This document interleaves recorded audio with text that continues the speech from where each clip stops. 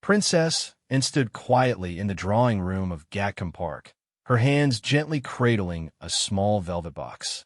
The autumn sunlight filtered through the tall windows, casting a warm glow across the room that had witnessed countless family moments over the years.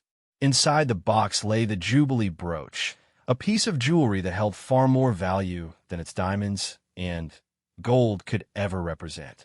The brooch had been her mother's favorite during the Diamond Jubilee celebrations.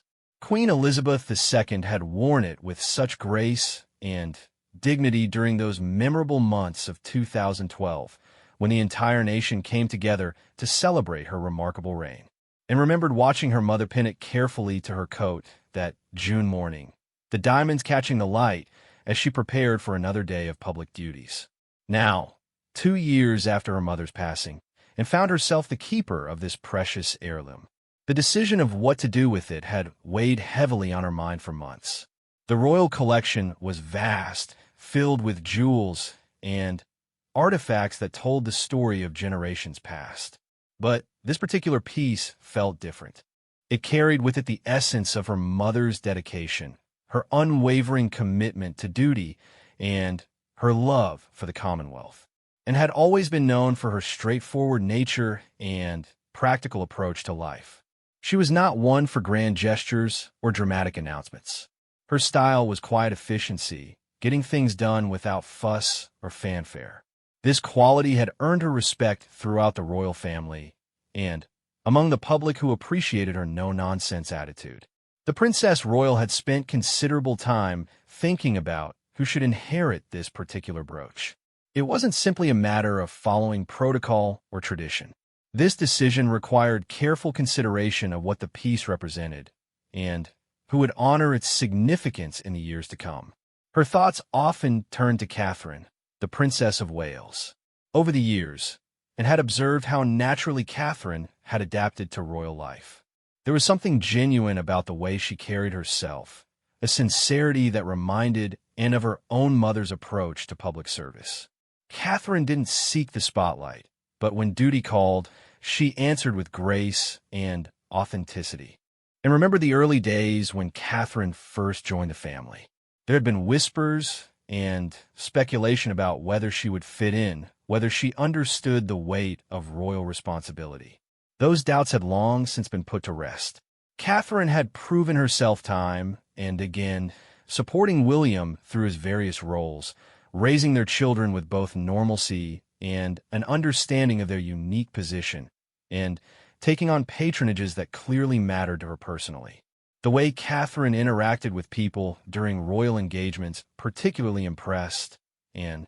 She had watched as Catherine knelt down to speak with children at eye level, listened intently to the elderly sharing their stories, and showed genuine interest in the work of various charitable organizations. These weren't calculated moves for public relations. They came from a place of authentic care and concern, and also thought about how Catherine had handled the intense media scrutiny that came with her position. The constant attention, the analysis of every outfit choice, every public appearance, every expression. It was a pressure that few could understand or handle gracefully.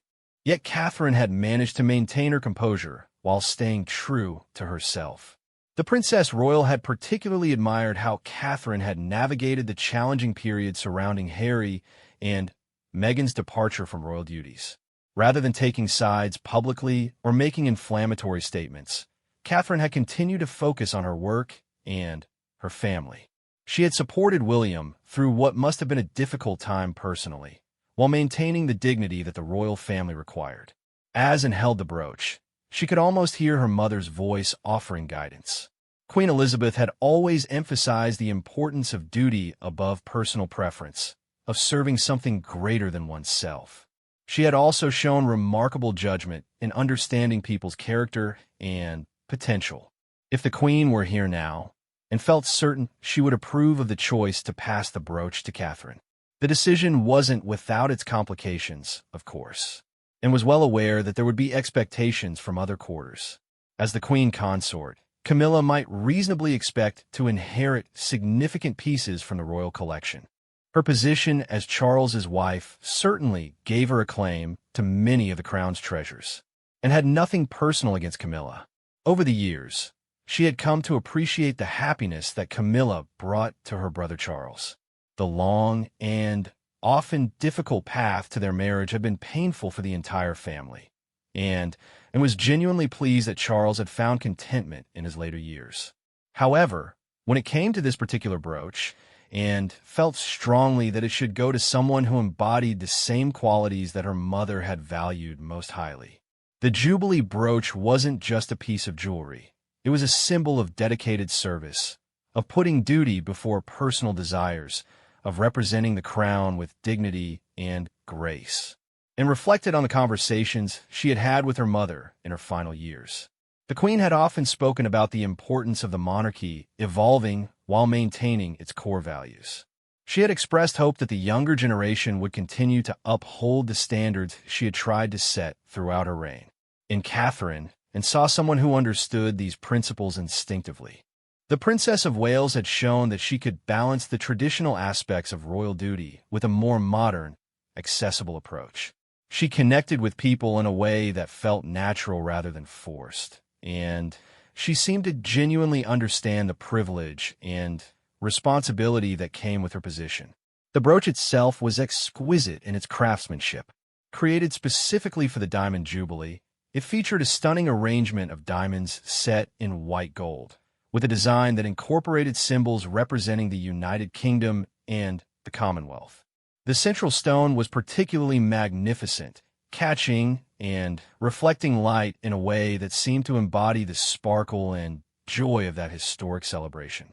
And remembered the excitement surrounding the Jubilee year, the Thames pageant, the concert at Buckingham Palace, the countless street parties held across the nation.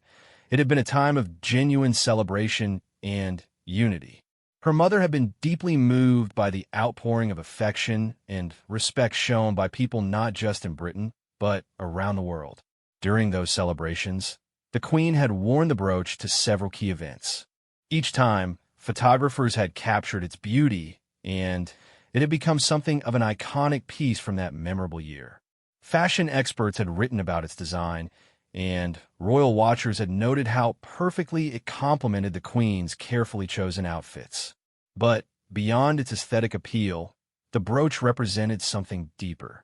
It symbolized the connection between the monarch and the people, the bond that had been strengthened during those Jubilee celebrations.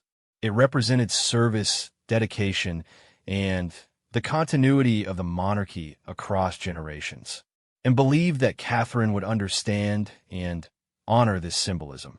She had already shown her respect for royal traditions while bringing her own interpretation to her role. The way she had worn pieces from the Queen's collection at various state events demonstrated both her appreciation for their historical significance and her ability to make them relevant for contemporary audiences. The Princess Royal also considered the practical aspects of her decision. Catherine attended numerous state functions and royal engagements where such a significant piece would be appropriate. She had developed a sophisticated understanding of royal protocol and dress codes, knowing when to choose pieces that would honor the occasion and represent the crown appropriately. Moreover, Catherine's position as the future queen consort meant that the brooch would continue to play a role in important royal ceremonies for many years to come. It wouldn't disappear into a private collection or be worn only on rare occasions. Instead, it would continue to serve its purpose as a symbol of the monarchy's ongoing commitment to public service. And thought about her own relationship with royal jewelry. Throughout her life, she had worn pieces from the family collection when duty required it, but she had never been particularly interested in jewelry for its own sake. Her practical nature meant that she appreciated beautiful things, but she didn't define herself through material possessions. This perspective had actually helped her in making this decision about the brooch. She wasn't influenced by its monetary value or by any personal attachment to having it in her own collection. Instead, she could focus on what would be best for the piece itself and for the values it represented. The Princess Royal had also considered the timing of her decision. With the coronation of Charles and Camilla having taken place, and with Catherine and William taking on increasingly prominent roles, it seemed like the right moment to ensure that important pieces were in the hands of those who would make the best use of them, and had watched with pride as Catherine had stepped up to take on more responsibilities following the Queen's death. The way she had handled the increased public attention and the additional duties showed a maturity and understanding that had impressed many observers. The decision to pass the brooch to Catherine felt right in her heart, and also knew it would need to be handled carefully. Royal protocol existed for good reasons, and any transfer of significant pieces needed to be done in a way that respected tradition while also serving the best interests of the monarchy as a whole. As she sat in the quiet of her drawing room and felt a sense of peace about her choice, the Jubilee brooch would continue its journey, carrying with it the legacy of Queen Elizabeth II's remarkable reign while beginning a new chapter in the capable hands of the future Queen Catherine. The afternoon sun was beginning to fade when Princess Anne made her way to Windsor Castle for what she knew would be a delicate conversation. She had arranged to meet with Camilla privately, understanding that the Queen Consort would likely have her own thoughts about the future of Queen Elizabeth's jewelry collection. Camilla was waiting in the oak drawing room, looking elegant as always in a cream-colored dress and pearls. Her warm smile greeted Anne as she entered, but there was something in her eyes that suggested she had some idea of what this meeting might entail. "And how lovely to see you," Camilla said, rising to embrace her sister-in-law. "I was so pleased when you called. We don't get nearly enough opportunities to chat these days." They settled into comfortable chairs near the window, and a member of staff quietly brought tea and small cakes. For a few minutes, they engaged in pleasant conversation about family matters, upcoming engagements, and the changing seasons. And could sense an underlying tension, a waiting quality in Camilla's manner that suggested she was anticipating something more significant than a social visit. Finally, and decided to address the matter directly. "Camilla, I want to speak with you about Mother's jewelry collection, specifically about the diamond Jubilee brooch." Camilla's expression became more alert, though she maintained her composed demeanor. "Of course. It's such a magnificent piece, isn't it? I remember how beautiful it looked on the Queen during those wonderful celebrations." It was indeed one of her favorites from that time, and agreed, which is why I've given considerable thought to its future. There was a pause as Camilla seemed to choose her words carefully. "I imagine there are many considerations when it comes to pieces with such significance. The position of Queen Consort does come with certain expectations regarding the crown jewels and historic pieces." And appreciated Camilla's diplomatic approach, but she could hear the underlying assumption in her words.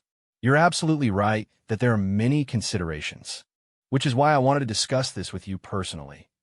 "I'm grateful for that courtesy," Camilla replied, though, and detected a slight stiffening in her posture.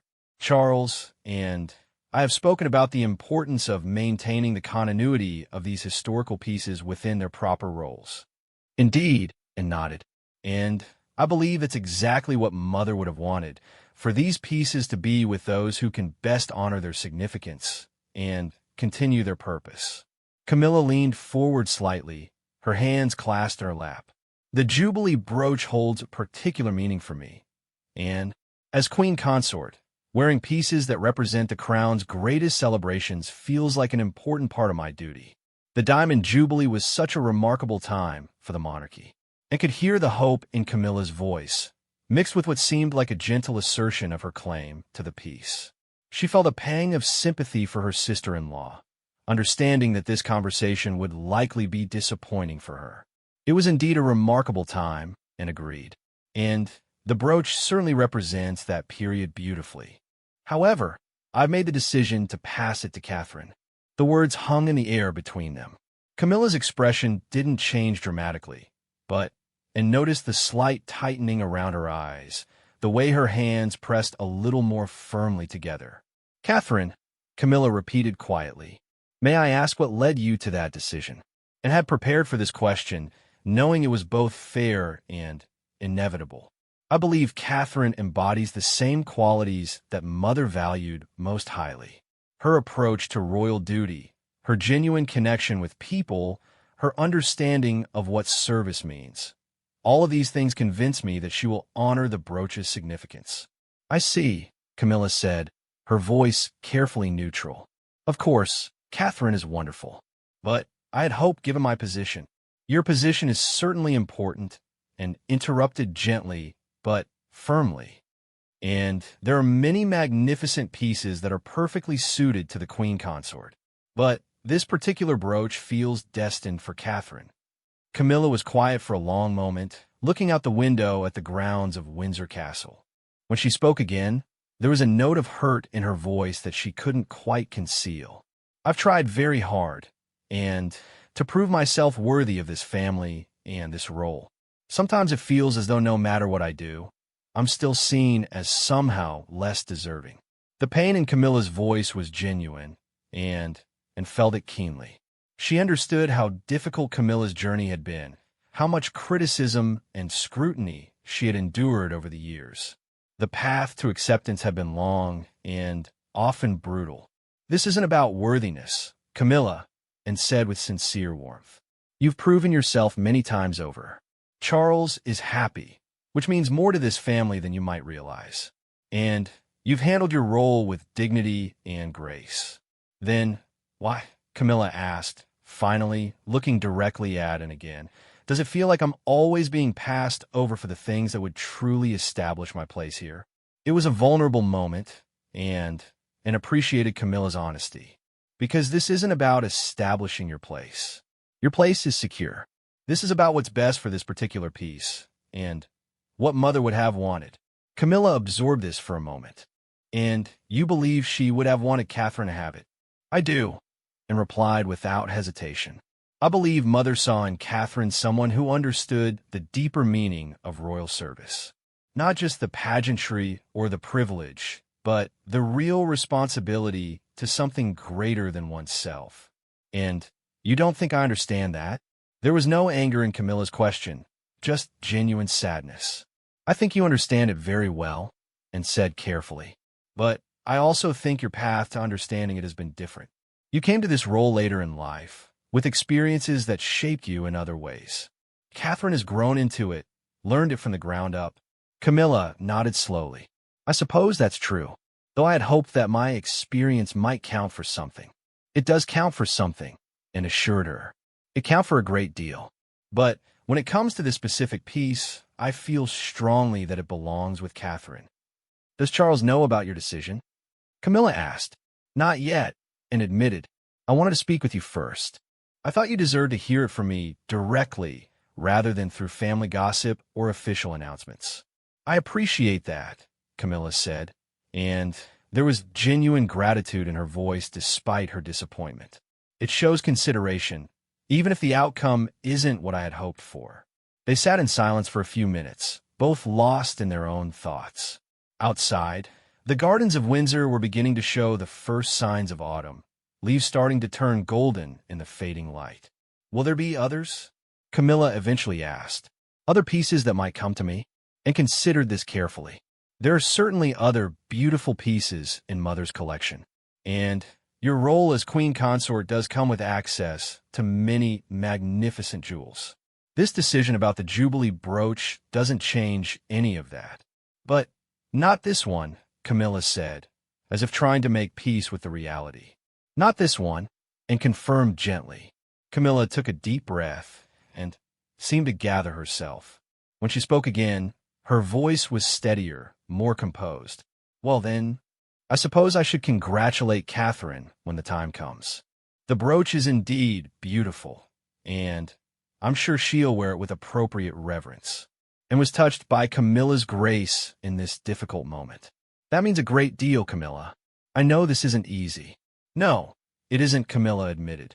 But I've learned that not everything in this life is easy.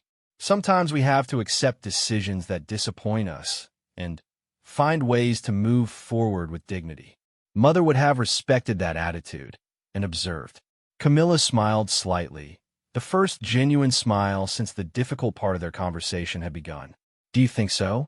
I always wonder what she really thought of me, especially in those early years, and considered her words carefully. I think Mother respected people who could admit their mistakes and work to make amends.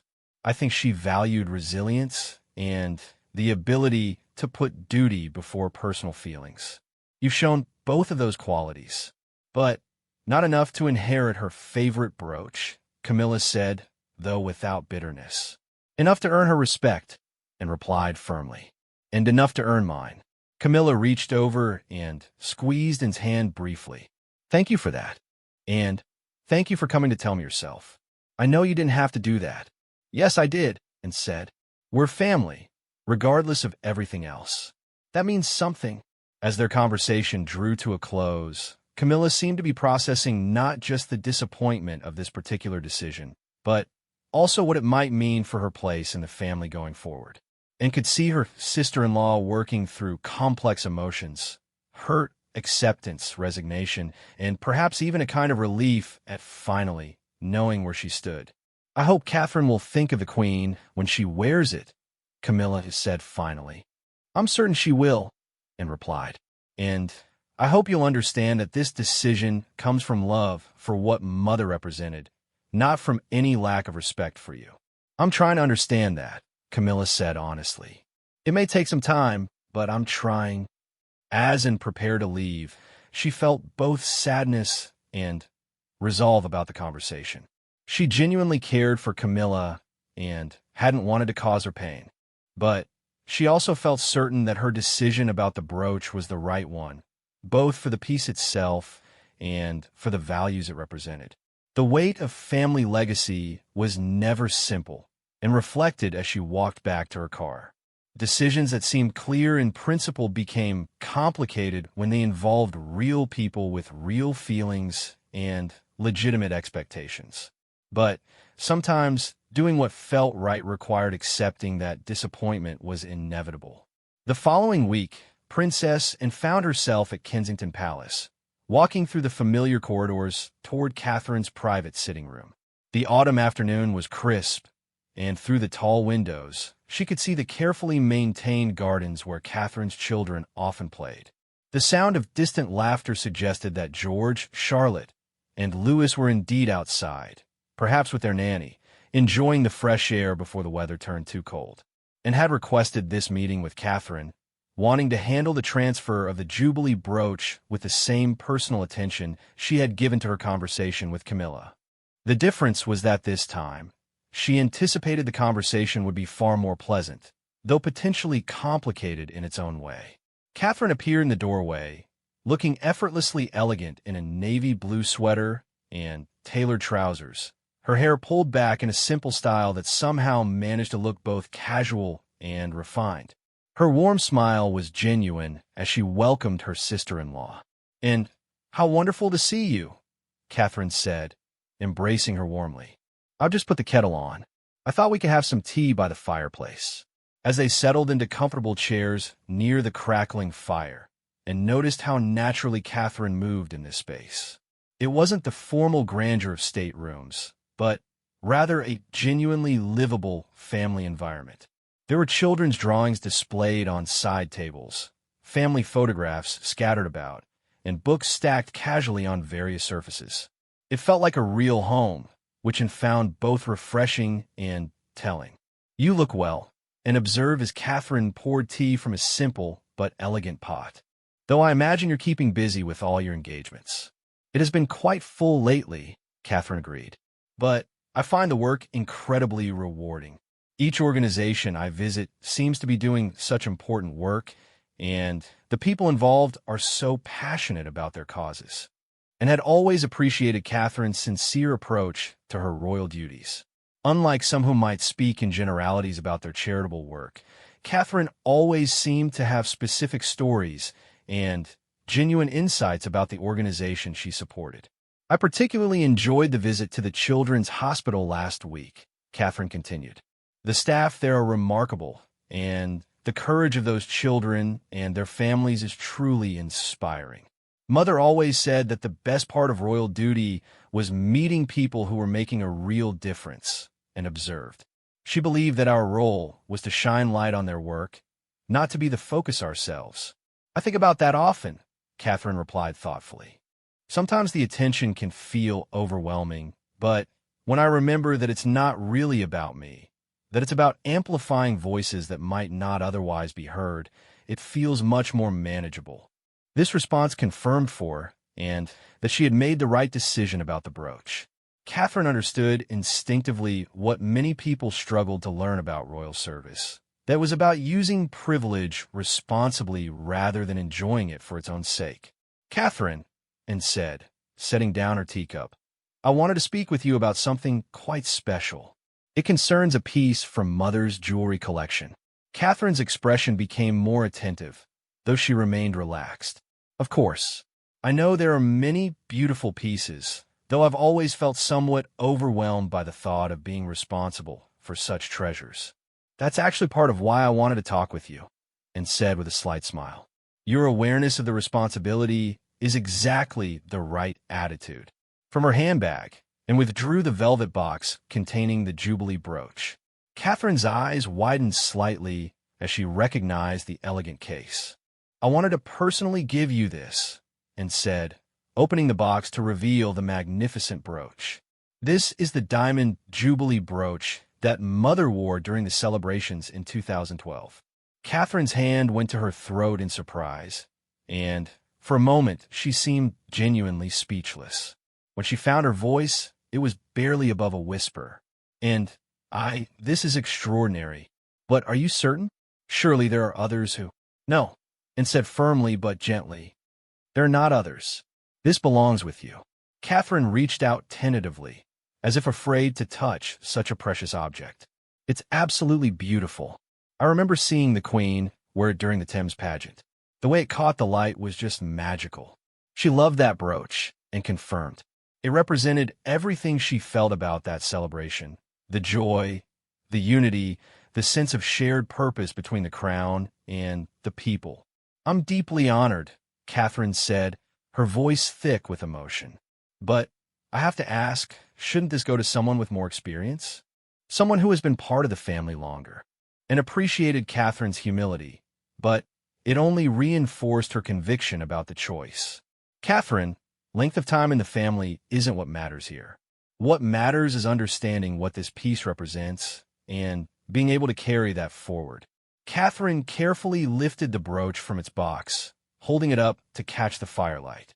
The diamonds sparkled brilliantly, and I could see the wonder in Catherine's eyes as she examined the intricate craftsmanship. "The workmanship is incredible," Catherine observed. "Every detail has been considered.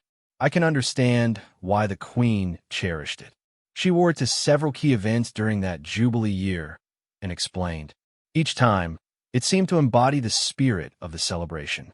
I believe it needs to continue serving that purpose, representing the best of what the monarchy can be." Catherine set the brooch carefully back in its box, but kept her gaze fixed on it. "I hope I can be worthy of it. The Queen set such an extraordinary example, and following in her footsteps feels like an enormous responsibility.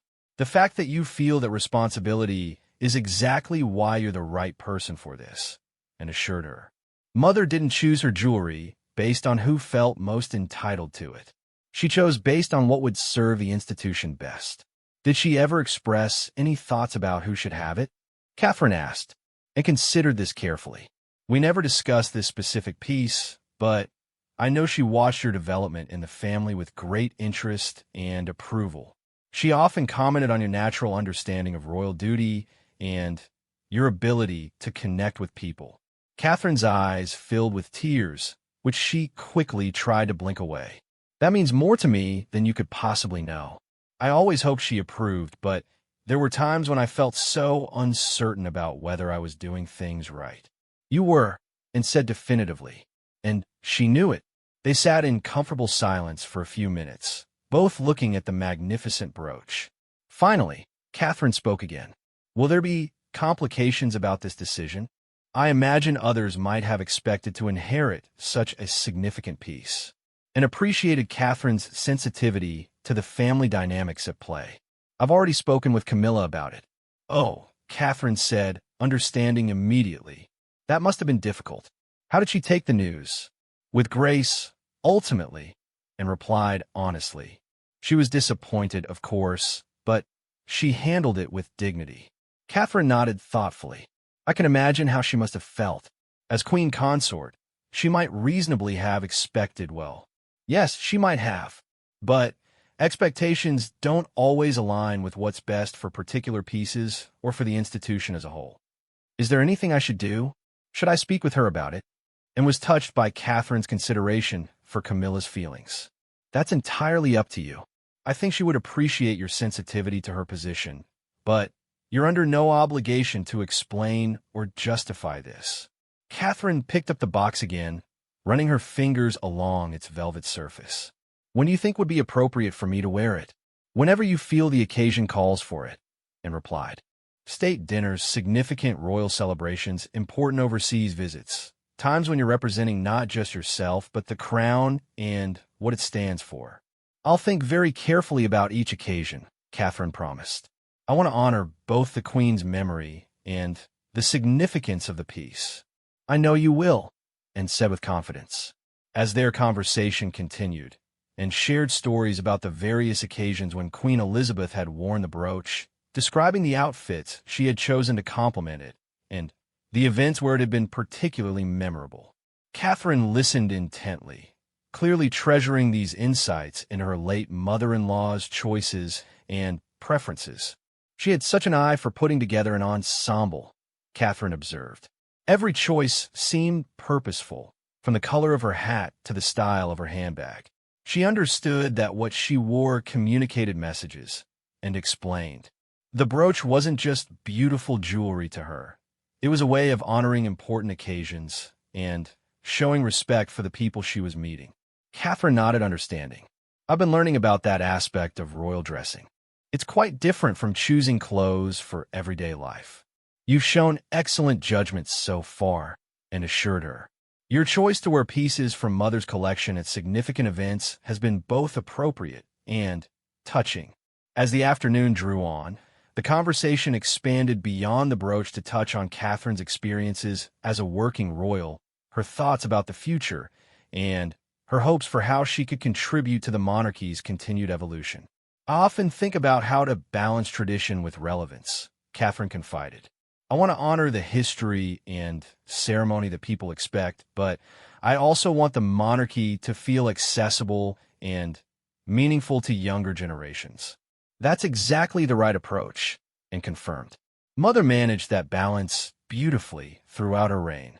She understood that traditions matter, but they have to serve a purpose, not just exist for their own sake. By the time, and prepared to leave, the sun was setting, and the room was bathed in golden light from the fireplace. Catherine walked her to the door, still carrying the velvet box with obvious care. And I truly cannot express how much this means to me, Catherine said as they embraced goodbye. I promise I'll treat it with the respect and care it deserves. I have no doubt about that, and replied warmly. Wear it with joy, Catherine. That's what Mother would have wanted. As and drove away from Kensington Palace, she felt a deep sense of satisfaction about her decision. The conversation had confirmed everything she had believed about Catherine's character and her understanding of royal responsibility. The Jubilee brooch would continue to serve its purpose, representing the best traditions of the monarchy while moving forward into capable and caring hands. 6 months later, the annual diplomatic reception at Buckingham Palace provided the perfect opportunity for Catherine to debut the diamond Jubilee brooch. The event was one of the most significant on the royal calendar, bringing together ambassadors and high commissioners from around the world to celebrate Britain's diplomatic relationships. Catherine stood in her dressing room at the palace, her stylist having just finished the final touches on her hair. She wore an elegant navy blue evening gown by one of her favorite British designers, its classic lines providing the perfect backdrop for the magnificent brooch that now lay waiting in its velvet case. As she lifted the piece from the box, Catherine felt the weight of its history and significance. She had spent considerable time over the past months researching the occasions when Queen Elizabeth had worn it, wanting to understand fully the legacy she was now carrying forward. Her fingers trembled slightly as she positioned the brooch on her gown, just below her left shoulder. The diamonds caught the light from the chandelier above, sending tiny rainbows dancing across the walls of the room. For a moment, Catherine could almost feel the presence of her late mother-in-law, and she whispered a small prayer that she would honor the Queen's memory appropriately. William appeared in the doorway, resplendent in his evening attire, his face breaking into a warm smile as he saw his wife. "You look absolutely radiant," he said, moving to stand behind her as they both looked in a mirror. "I hope I'm doing justice to the brooch," Catherine replied, still feeling slightly overwhelmed by the responsibility. "You are," William assured her, placing his hands gently on her shoulders. "Granny would be so proud to see you wearing it tonight." As they made their way through the corridors of Buckingham Palace toward the staterooms, Catherine felt a growing sense of confidence. The brooch felt natural on her gown, and she began to understand what princess and had meant about certain pieces belonging with certain people. The staterooms were magnificent as always, filled with the soft murmur of conversation in multiple languages as diplomats from around the world mingled before the formal presentation. Catherine and William joined King Charles and Queen Camilla in the receiving line, preparing to greet each ambassador individually. Camilla looked elegant in a deep emerald gown adorned with emerald and diamond jewelry from the royal collection.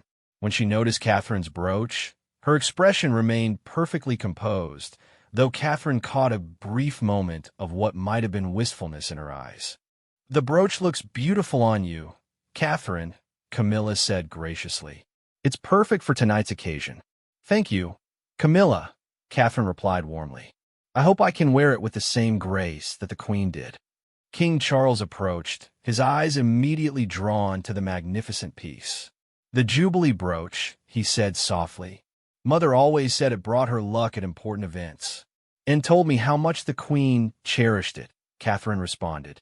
"I feel honored to be able to wear it tonight." As the evening progressed, Catherine found herself engaged in fascinating conversations with diplomats from countries across the Commonwealth and beyond. Many of them shared memories of meeting Queen Elizabeth, and several specifically recalled occasions when she had worn the Jubilee brooch. "Your Majesty," said the High Commissioner from Canada, "I had the privilege of meeting the late Queen during her Diamond Jubilee tour. She was wearing that exact brooch when she visited our Parliament. It's wonderful to see it continuing to represent the Crown's commitment to the Commonwealth." Catherine was moved by these personal connections and began to understand even more deeply why Princess and had felt the brooch belonged with her. It wasn't just about wearing beautiful jewelry. It was about continuing conversations, maintaining relationships, and honoring shared history. Throughout the evening, Catherine noticed how the brooch seemed to serve as a conversation starter, allowing her to hear stories about Queen Elizabeth from people who had met her around the world.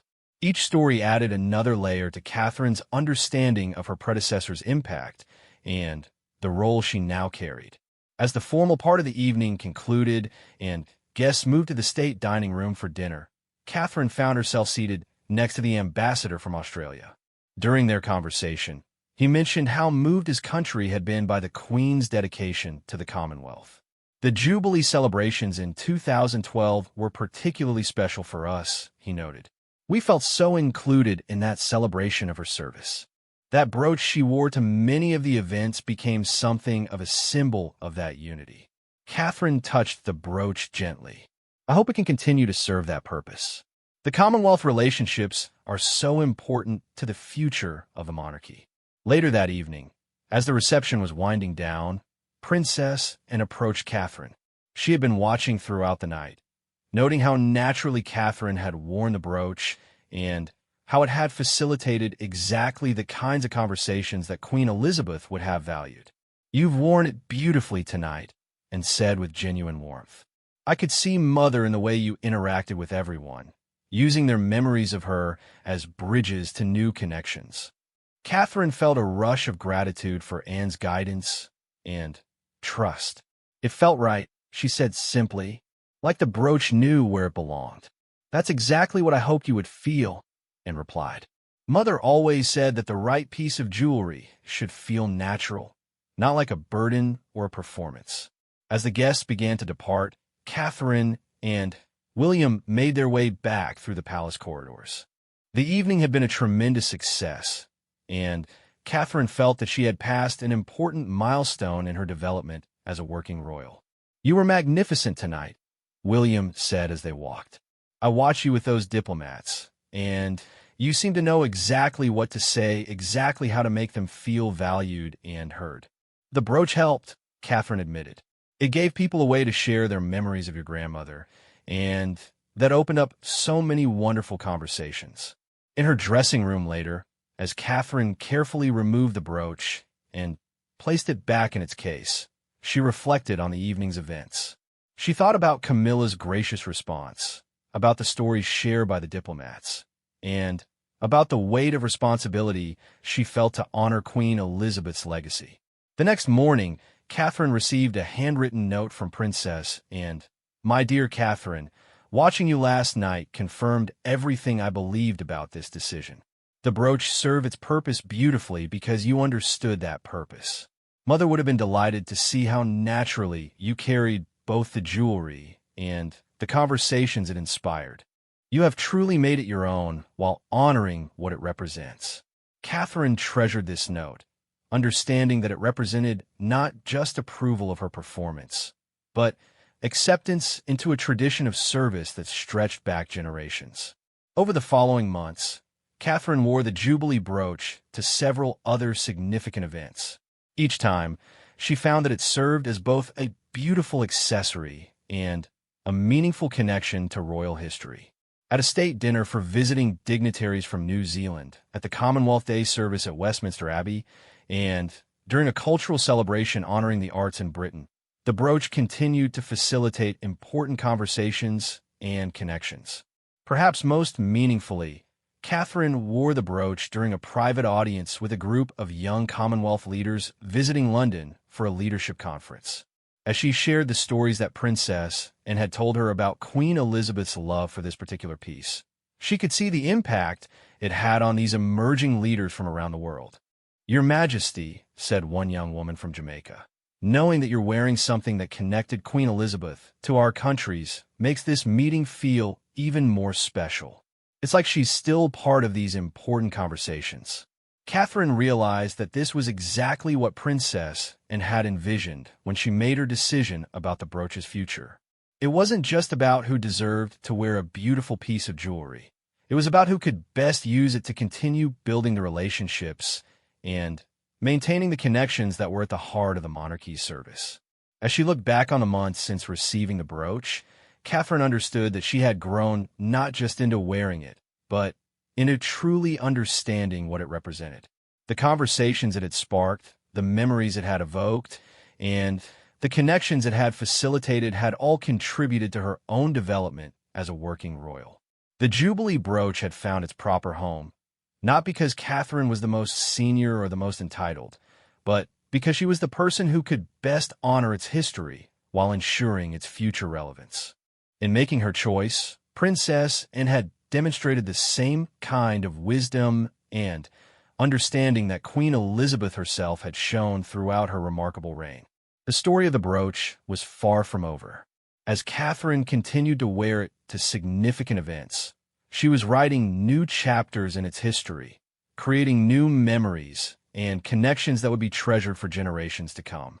And in doing so, she was proving that the best way to honor tradition was not simply to preserve it unchanged, but to allow it to grow and evolve while maintaining its essential meaning and purpose. Years later, when Catherine would eventually pass the brooch on to the next generation, she would do so with the same careful consideration that Princess Anne had shown, ensuring that it continued to serve not just as a beautiful object, but as a symbol of service, dedication, and the enduring bonds between the crown and the people it served.